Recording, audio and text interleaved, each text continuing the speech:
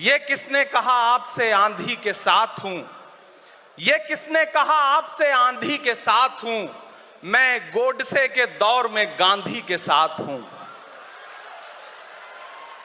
इस राष्ट्रीय अधिवेशन में पूरे भारत के एक एक छोर से, एक एक राज्य से आए हुए कांग्रेस पार्टी के जो तमाम सदस्य यहां पर उपस्थित हैं, मैं आपकी ऊर्जा को सलाम करता हूं और मैं आज जो प्रस्ताव पेश हुआ है उस पर बात करने के लिए आपके बीच में खड़ा हूं। एक ऐसा मुश्किल दौर है जब सत्ता में बैठे हुए सत्ताधीशों ने नफरत को अपना परमानेंट हथियार बना लिया हो। ऐसे समय में कांग्रेस पार्टी देश के हर कोने में जा करके मोहब्बत की बात कर रही है, प्यार की बात कर रही है और इस जो कार्यक्रम का नाम है वो न्याय पथ है।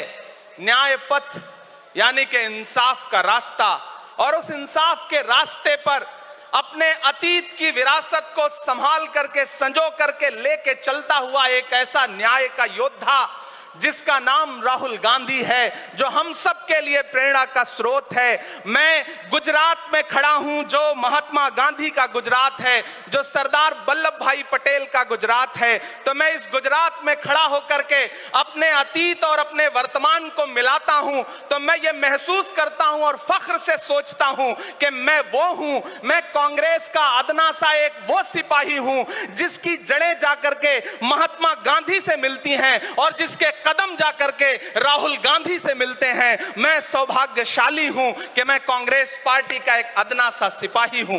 साथियों, मैं कोई लंबा चौड़ा भाषण करने के लिए नहीं खड़ा हूं, बस आपसे यह कहना चाहता हूं, ये जो न्याय का पथ है, हम सब इस न्याय के पथ पर चलने के लिए संकल्पित हैं। हमारा समर्पण इस न्याय के पथ के लिए है, हमारा संघर्ष इस न्याय के पथ के लिए है। मेरे भाई शशि थरूर जी बोल रहे थे, सचिन पायलट जी ने बोला, हमारी बहन गेनी बहन ने बोला, उसके बाद इमरान बोल रहा है।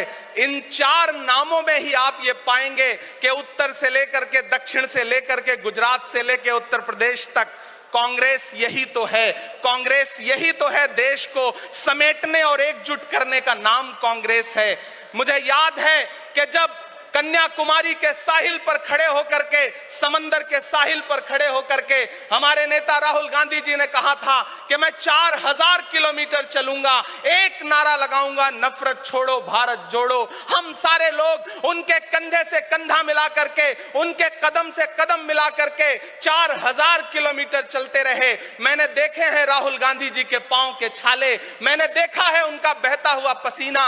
लेकिन हम आपसे पूछना चाहते हैं और इस स्टेज पर मौजूद कांग्रेस पार्टी के अपने तमाम वरिष्ठ नेताओं से भी यह निवेदन करना चाहते हैं कि जिस पथ पर, जिस इंसाफ के रास्ते पर राहुल गांधी इस मुश्किल वक्त में निकले हैं, हम उस लड़ाई में किस तरह से, कितने जोश के साथ राहुल गांधी जी के साथ खड़े हैं, यही तय करेगा। राहुल जी ने कहा है कि अगला निशाना, अगली जीत, अगला राज्य जहां कांग्रेस पार्टी जीतेगी वो गुजरात होगा। तो याद रखिए कि हार तब होती है जब ठान लिया जाता है, हार तब होती है जब मान लिया जाता है, जीत तब होती है जब ठान लिया जाता है। अगर हमने ठान लिया कि जहां से आज सत्ता के शीर्ष पर बैठे हुए लोग नफरत परोसने का काम कर रहे हैं, असमानता का काम कर रहे हैं, संस्थाओं को कुचलने का काम कर रहे हैं, उनके खिलाफ अगर हमने उन्हीं जड़ों में जाकर के मेहनत की हिम्मत दिखाई तो मुझे पूरा यकीन है कि जिस तरह अंग्रेजों के खिलाफ लड़ते हुए कांग्रेस पार्टी ने इस देश को स्वतंत्रता संग्राम के जरिए आजादी दिलाई थी, तो यह लड़ाई भी उस स्वतंत्रता संग्राम से कम नहीं है। उस लड़ाई का नेतृत्व महात्मा गांधी जी कर रहे थे, तो इस लड़ाई का नेतृत्व राहुल गांधी जी कर रहे हैं और हम सारे लोग राहुल गांधी जी के साथ खड़े हैं। हो सकता है कुछ लोग इस सफर में, इस मुश्किल सफर में छोड़ के चले गए हों, उन्हें नजरअंदाज करिए और एक नई पीढ़ी, एक नई ऊर्जा के साथ राहुल जी के साथ खड़ी हो। मैं तो कहना चाहता हूं कि कांटे गुल के साथ नहीं चल सकते हैं, बुज़दिल खुल के साथ नहीं चल सकते हैं। रास्ते में जो छोड़ गया उसे जाने दो, सब राहुल के साथ नहीं चल सकते हैं। आप सारे लोग, हम सारे लोग और इस देश के लाखों लाख करोड़ों करोड़ लोग राहुल गांधी जी के साथ खड़े हैं। और यहां खड़ा होकर के इस देश के पिछड़ों को, आदिवासियों को, दलितों को, अल्पसंख्यकों को मैं सबको भरोसा दिलाते हुए इतना कहना चाहता हूं कि मेरे भाई, कांग्रेस ये जो आपकी असली लड़ाई लड़ रही है, मुझे वो दिन याद है कि ये सरकार जब एक बिल लेकर के आई तो रात के 3 बजे भी आदरणीय सोनिया गांधी जी राज्यसभा में मौजूद थी इस देश के लिए, इस संविधान के लिए लड़ाई लड़ने के लिए। और राहुल गांधी जी भी लोकसभा में मौजूद थे उससे एक दिन पहले। जिस संजीदगी के साथ वो लड़ाई लड़ रहे हैं, हम सारे लोग उनके साथ खड़े हैं। और मैं ज्यादा भाषण नहीं करूंगा, जाते जाते बस आपसे इतना कह के जाना चाहता हूं साथियों कि यह न्याय का पथ और एक छोटी सी कविता, और उस कविता का जो शीर्षक है, उस कविता का जो हीरो है वो मंच पे मौजूद है। मैं चाहता हूं पीछे तक एक बार दोनों हाथ उठा करके तालियां बजाएं। मैं अगले 1 मिनट के कविता सुना करके यहां से आपसे विदा लूंगा। कन्याकुमारी से जो सफर शुरू हुआ था वो अहमदाबाद तक लगातार जारी है और आगे भी जारी रहेगा। और कल ही राहुल जी परसों बिहार से लौटे हैं, तब यह कविता मैं सुनाता हूं कि उदास मौसम बदल रहा है, उदास मौसम बदल रहा है, धुएं का पर्वत पिघल रहा है, दिलों में लावा उबल रहा है। सुबह सुबह जब हुजूम लेकर सफर पे निकले तो यूं लगे है कि जैसे सूरज निकल रहा है। वो चल रहा है, वो चल रहा है। वो कह रहा है कि नफरतों से जो दिल है टूटे मैं जोड़ दूंगा। एक नारा नफरत छोड़ो भारत जोड़ो, एक नारा नफरत के बाजार में मोहब्बत की दुकान खोल ली है। वो कह रहा है कि नफरतों से जो दिल है टूटे मैं जोड़ दूंगा।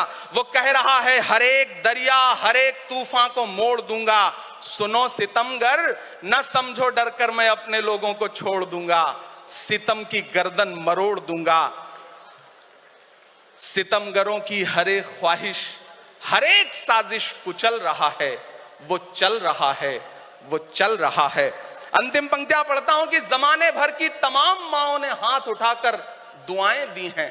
जमाने भर की तमाम माओं ने हाथ उठाकर दुआएं दी हैं। तमाम बच्चों ने इस तपस्वी का माथा चूमा, बलाएं ली हैं। जो नफरतों का जहर भरा है ये बन के शंकर निगल रहा है। वो चल रहा है, वो चल रहा है।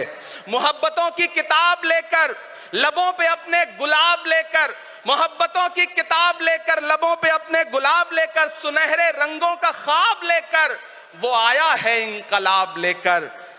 बलाएं रास्ता बदल रही हैं, फजाएं खुशबू में ढल रही हैं। ये नफरतों का निजाम बदले, हिकारतों का कलाम बदले। अगर ये रहबर नहीं बदलते तो अपना लहजा अवाम बदले। अंधेरे बेचैन दिख रहे हैं, कोई जो है इस अंधेरी शब में मशाल की तरह जल रहा है। वो चल रहा है, वो चल रहा है, वो चल रहा है। बहुत बहुत आप सबको धन्यवाद दूंगा। साथियों, आपने जिस जिंदा दिली से सुना उसके लिए आपका बहुत आभार। न हम सफर न किसी हमनशी से निकलेगा, हमारे पांव का कांटा हम ही से निकलेगा।